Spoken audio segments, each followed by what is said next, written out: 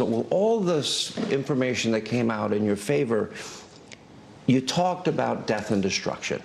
And then the baseball bat picture next to Alvin Bragg, and you did take that down. And my only question is, why open yourself up to criticism? You have to understand that when the story was put up, I put up a story. We didn't see pictures. And you know where I was holding the baseball bat? It was at the White House. Make America, Buy America, because I did a lot of Buy America things. And this is a company that makes baseball bats. Then they put next to that picture a picture of Alvin Bragg, made in America. It wasn't on your post at Truth Social? No, no. What they did is we posted the story, but they had a picture up, but they then put a picture up. I was promoting Made in America. You make these baseball bats instead of sending over to Japan and China and all other places where they're made. I will say this with death and destruction. I didn't say death and destruction. I didn't say do something bad. I say I am afraid that people will do something because people are very angry about it. People are really angry about it. Donald Trump was trying any way he could to dodge the question about this post that he put up on Truth Social. There's a baseball bat where he was holding it. It's a known picture. And then Alvin Bragg's picture was next to him. It was a split thing. Apparently, he thought the question, I don't really think he thought this, but apparently he thought the question was, why were you holding that baseball bat to Alvin Bragg's head? He wasn't. It was an image, and it was split, and it depicted something that maybe someone would like to do as he talks about death and destruction. Why are we staying peaceful? All those types of truths that he posted as well. But by the way, I did look at that. There was a link that he put on his Truth Social, and it had the link, and the image of that article had that split picture. Trump with the bat, Alvin Bragg sitting there next to that bat.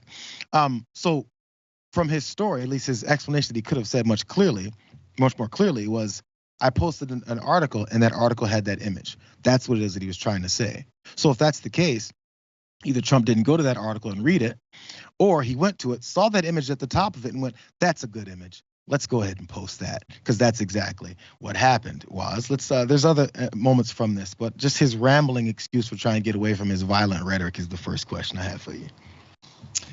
I mean, I don't see how anybody at this point who isn't a true anon, psychopath could actually think that there's ever any deeper meaning to what Trump is doing. It's kind of on the surface. He saw an image. He thought it was flattering. He liked the message. He posted it. That's it. He don't care about ramifications or what this might portend for the future of our country, of our people. He doesn't care. He doesn't think in those ways. He's not that deep, y'all. Like, this is what he does. He sees, he posts, he move on to the next, 100%. Ramble or crazy ranting and raving. This is what this guy's been doing from the start. He's no different from your uninformed uncle that does the same thing on Facebook. These people have to peel back the layers. These are just normal folks who find themselves in positions of power because they're power hungry. Come on. And by the way, I did read the article that he posted, and it was saying that Alvin Bragg only got a very small percentage of the number of people that live in Manhattan or New York, whatever area he's been elected that position from, because there was low voter turnout. So there's like millions of people there, and only like 186,000 or something voted for him. Then this is something that Donald Trump, who loses the popular vote, continues to talk about how he won an election. The irony, you can't do the irony enough. You never get the popular vote, but you still think you're the biggest winner of all time. Whatever. Let's go to the next section of what he was talking about. This raid on Mar-a-Lago and how he's got tapes, but there's something about those tapes, and there's a reason you'll never see them. Watch. I gave them tapes of storage areas. I gave it to them. I could have held that back. I wasn't holding anything back that I cared about. I gave them tape. But you know the tape they don't want me to reveal? If possible. They've asked me, and I've so far adhered to it. The raid itself. Wait a minute. I'll take that tape, and I'll air that tape. Everybody would take that tape. Well, I'm asking first. But I have tapes of the raid, and the raid is terrible. And the way they treated people is terrible. And the way they treat people now is unbelievable. They ask innocent people, please go in and blah, blah, blah. So those tapes, you see how Sean Hannity was like, I'll take the tapes. Sean, he's a liar. Sean, those tapes don't show anything. Sean, he's a liar. So Sean accidentally kind of blew up his spot by saying, where are the tapes? Oh, Donnie, where's the tapes? I would love that exclusive because all Sean Hannity thinks about is how he can make more money off of these lies. Sean, he doesn't have the tapes. The tapes he's got is of people taking the stuff out of the places where he hid them. I don't know how he doesn't get that part yet, bro. You've been talking to him for several years. You don't know this yet? Still, though, he continued his conversation. This was just fun. He's talking. We know he's going to talk about Ron DeSantis. He's on a warpath, I guess, for good reason.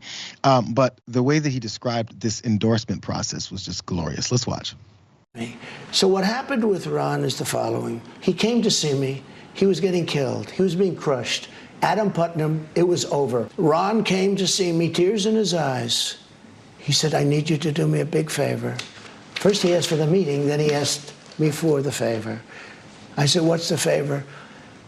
Would you endorse me? I said, Ron, you're so far behind. I can't imagine that if you got George Washington's endorsement combined with the late great Abraham Lincoln, if you had their endorsements, I don't think you could win, Ron, but tell me about it. Go ahead. He said, I'm telling you, I think I could win if I could get your endorsement.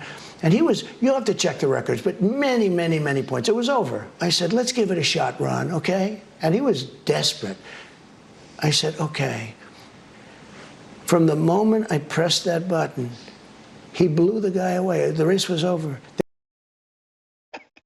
I wiped Ron's tears. He was crumbled on the floor crying. I picked him up and I said, Ron, you little bitch, fine, I'll endorse you. It's the details, man. It's the tear. He came to me with tears in his eyes. He was desperate. The guy was desperate.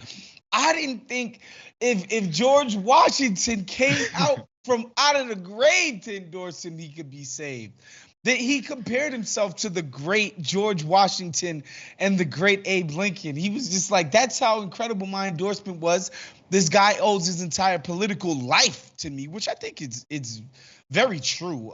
DeSantis has been running a fake Trump sort of bootleg emulation playbook since he got into office. And, you know, the bottom line is, man, when he was a little representative, nobody thought anything of him. Nobody was like, oh, this guy is a rising Republican star and blah, blah, blah, blah, blah. Like, all of his notoriety and name recognition has been siphoned off of the Donald Trump movement. I think that it's pretty true.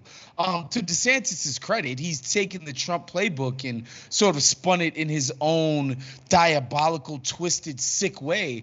But he's definitely been taking all his cues from Trump. So I understand why Trump is like, I made this little guy, and he has the nerve to go up against me? Bite the hand that feeds him, man. It's crazy. The reason he wants to call him Tiny D is because it's like Tiny Donnie. That's what it is. He's been the recreation of him. I didn't say it. He said it. With tears in his eyes. Tears in his eyes. It took him a long time to get over. He begged. He had knee pads on. He was walking around on his knees. Chump. He begged.